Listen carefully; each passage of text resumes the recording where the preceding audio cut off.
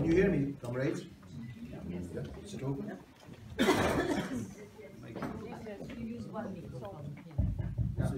one? Is this working? Yeah. Okay. I would like to thank Sasha for remembering the extreme repression practiced by Tayyip Erdogan, the President of the Republic, and the government of the AKP, especially on the Kurdish people. Solidarity to the Kurdish people, perhaps from here, from all the comrades, because they have been suffering so much. We perhaps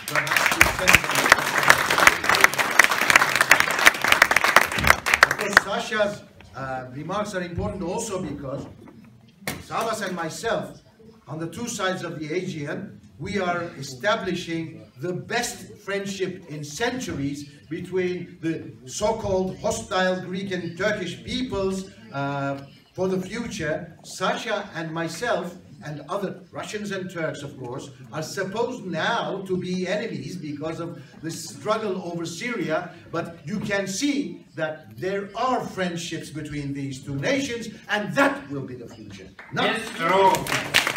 That is important. Comrades and friends, I am very happy to be in the country where the greatest woman revolutionary of the 20th century was born and also struggled along with Germany and Russia. I am also proud to be here because the Polish people, you know, this is very special, I find, struggled incessantly against the Stalinist bureaucracy from 56 on, at least 4 times in great waves of struggle, 56, 68, 70, and 79, 81. So I greet you all and wish and hope that in the future we will see the same struggle. Now, looking at the East European Forum here, organized by our women friends, Monica and Eva and Naila, and all the speakers who made wonderful speeches this morning, one feels that this is really fertile land for women revolutionaries, and we will have some more great revolutionaries in the 21st century, not only from Poland, of course, but we do hope, of course, that we will not have a single figure in the pantheon of revolutionaries in the 21st century, but an equal number, perhaps even bigger, than those that are men. I'm going to really be speaking about how the very precious prognosis of Rosa Luxemburg has once again come true. This is the 3rd time that her slogan, socialism or barbarism, has become a concrete reality under the conditions of capitalism. Now, remember, 25 years ago, after the fall of the Berlin Wall and around the time of the dissolution of the Soviet Union, there was this pack of very wise men who kept saying, according to the new thinking of that period, that once these systems converged on each other, then there would be peace and democracy and prosperity and everything. Now that has collapsed with such great thunder. And here we now have, as a result of capitalism, because the world is purely capitalistic now, except for 1 or 2 pockets here and there, which do not have any decisive influence on world politics and economics, we have economic devastation, social and economic devastation, barbarism, if you would call anything barbarism, and war, with an impending 3rd World War. I need not explain to you in this very short time where the economic devastation comes from, with all its poverty and inequality and misery, and of course, as a culmination of it all, the refugee and immigrant crisis that we have now. I need not explain to you what the barbarism practiced by so many different movements is like. First of all, of course, the barbarism of our homegrown Islam, the so-called Islamic State and others, even in Africa, like Boko Haram, who certainly purely massacre and rape and market women and raise children only to explode themselves in the future. But there is also the fascism of Europe. We watched this morning the video of the Odessa incident, which is of course barbarism of the purest kind, which is also very similar to the barbarism that is practiced by the forces of Erdogan in Kurdistan now, where you have burnt bones of 8-year-old children found in basements after the forces, so-called forces of security, evacuate these cities. Israel in Gaza. And of course Israel in Gaza, always, forever. Yeah. No, not forever. No, of course not. This is the first thing we must happen. We will remember forever, but it will not continue forever. No, come on. What I meant was, of course, from time perennial. What do you I'm mean? waiting here for finishing your speech, and then I like to say something. No, I must say something now, because now I'm here. Thank you very much. As a woman, and I'm speaking here as member of a minority also, I'm a Muslim woman. And I'm not Rosa Luxemburg here. But there is one thing, what I understand from all my being in the left-wing movements, and all the movements who are going for justice. Stop putting on other people your ideology. Let the people decide themselves free what they try to choose. Let the people of the South, on their culture, on their minds, on their ideology, on their scientific knowledge, let them decide what systems they need. If it is in Africa, or if it is in the Arabic countries, they must choose themselves. And maybe it will have parts of Marxism, but it will be not Marxism, not those Marxism what we know up to now, because it's Eurocentric. And this has to be stopped. There is people in the south, in Egypt, and also in Palestine, for example, Hamas. It had been chosen from the people. So we have to recognize this. And please also put the religion as a different agenda on this point, because all our morals, if there is Marxist morals and other morals, they are based on religion. And you have to change your mind about this.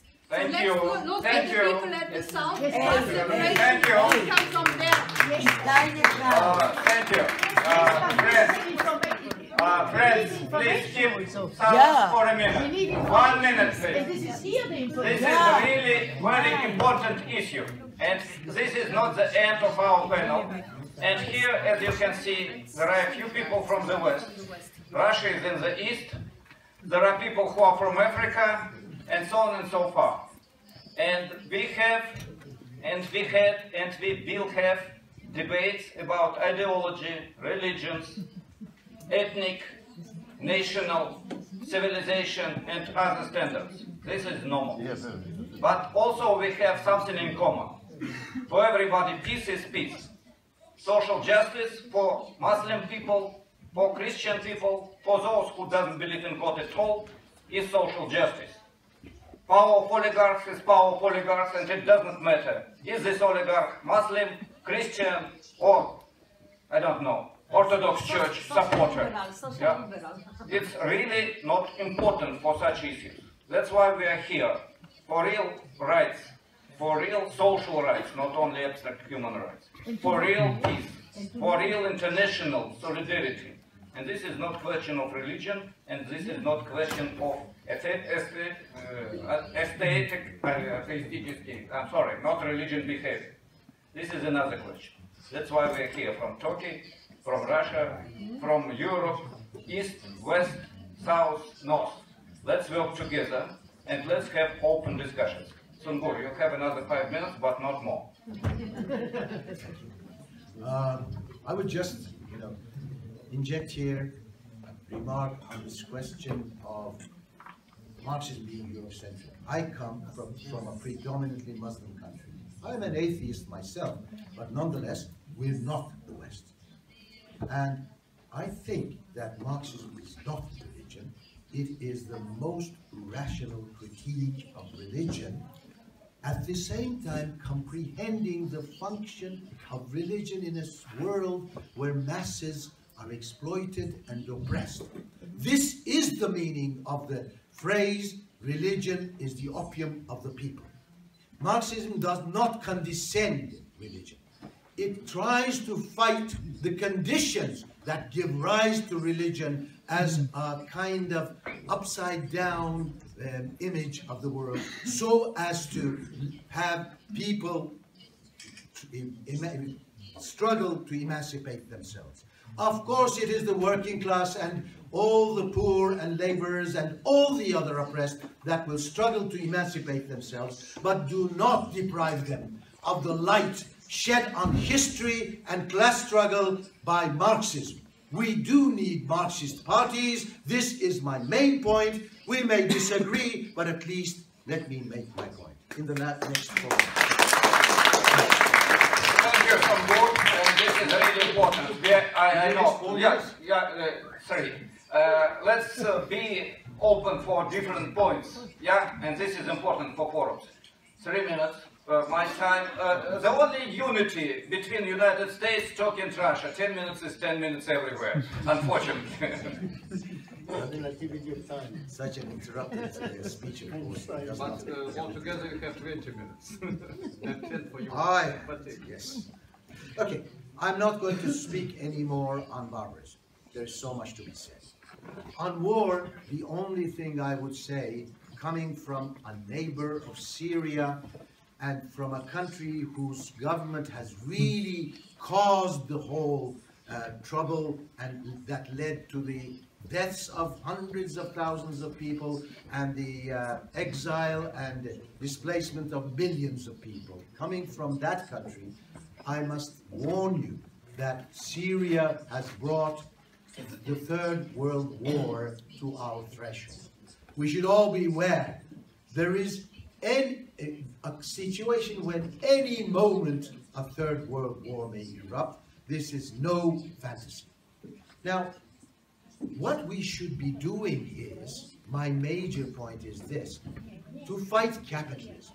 No amount of appeal to reason, to good intentions, to humanitarian considerations, to how good peace is, that is to say, no pacifism will stop this infernal dynamics that capitalism has created towards the Third World War.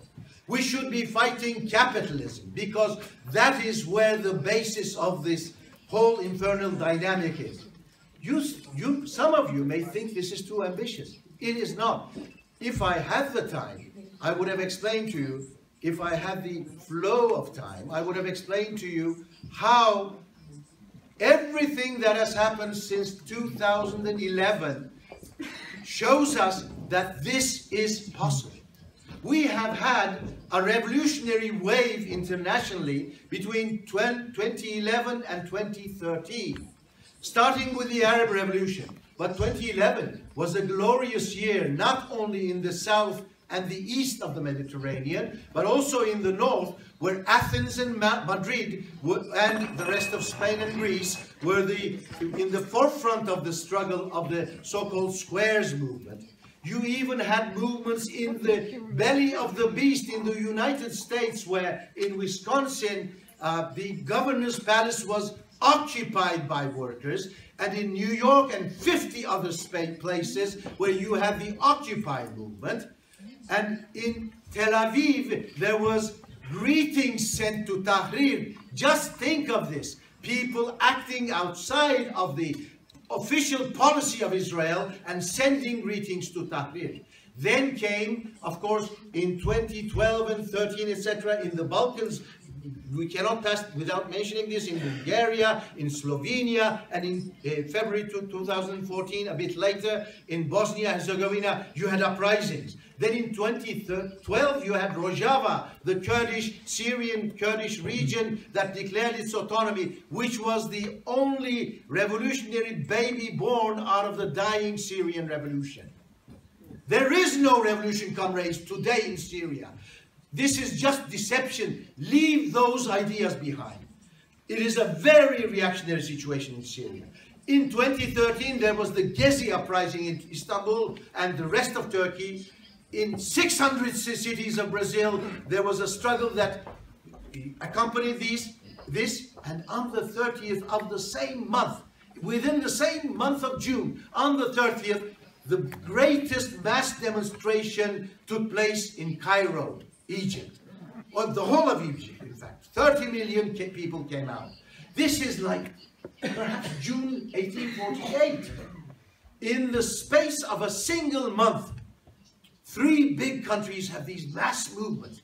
What you did not have. The turning point was, of course, the taking of power by al-Sisi. No socialist, no progressive person should defend al-Sisi and protect him and support him in the name of fighting fundamentalist Islam. This is reaction. Al-Sisi is the person who is the head of the counter-revolution against the greatest revolution of the 21st century so far. The Egyptian revolution. That was the turning point. Then the masses receded. But now they're testing the parliamentary way. This was mentioned. I have no faith, I underline, in Syriza and Tsipras, in Podemos and Iglesias, in the left bloc, in IRA rising in the Republic of Ireland, Jeremy Corbyn or Bernie Sanders. But they are indicators. The masses are looking for ways. They're now testing this. They will see that that does not work. What we lacked in the previous wave was revolutionary parties. Egypt was lost because of this. There was no direction to this whole movement. You cannot negate parties because there were bad parties in the past. There were good parties. The best democratic party in the world was the Bolshevik party. I'm not saying this. The bourgeois historian, E.H. Carr is saying that. And Lenin never made of himself a fetish of any kind. He was fighting against this. So there may be good parties with all our experience of the past. And I'm finishing. So what we need now is to start the third phase of this revolutionary wave that started in 2011. The masses are fighting, dear comrades. It is revolutionaries that are not doing their tasks. So let us all, brothers and sisters, march forward to form revolutionary parties in all countries and the Revolutionary International in the tradition of Marx, Engels, Lenin and Trotsky, and move forward. Thank you. Not everyone will agree with you about Bolshevik party. I do agree. But a lot of our participants here will agree.